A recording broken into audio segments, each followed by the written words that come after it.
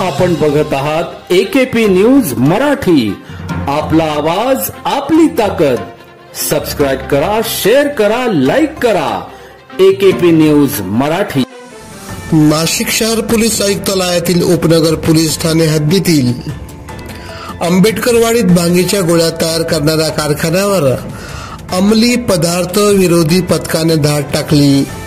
कारखाना उद्ध्वस्त करत तेथून 6,72,000चा मुद्देमाल जप्त करण्यात आला आहे. सोमवार दिनांक 24 फेब्रुवारी रोजी रात्री ही कारवाई करण्यात आली. यात दीपक किसन वाघ वय 42 राहणार दत्तनगर पेठ रोड सागर, दुसरा सागर मधुकर गरुड वय 32 राहणार सिद्धार्थ हॉटेल समोर आंबेडकरवाडी या दोघांना ताब्यात घेण्यात आले आहे. हे दोघे मिळून कारखाना चालवित होते.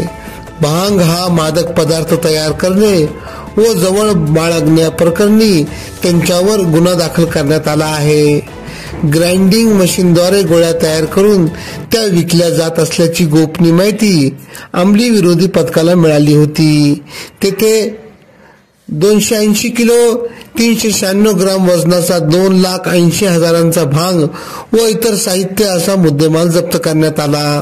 यात भांग दळण्यासाठी वापरात येणाऱ्या 2 गिरण्या, गॅस शेगड्या, पातेले, पॅकिंग केलेल्या भांगेच्या गोळ्या देखील जप्त करण्यात आल्या. भांगेच्या गोळ्या तयार करून त्याचे पॅकेट तयार केले जात होते.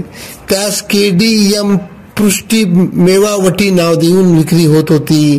काही लोकांना या आयुर्वेदिक गोळ्या वाटत होत्या.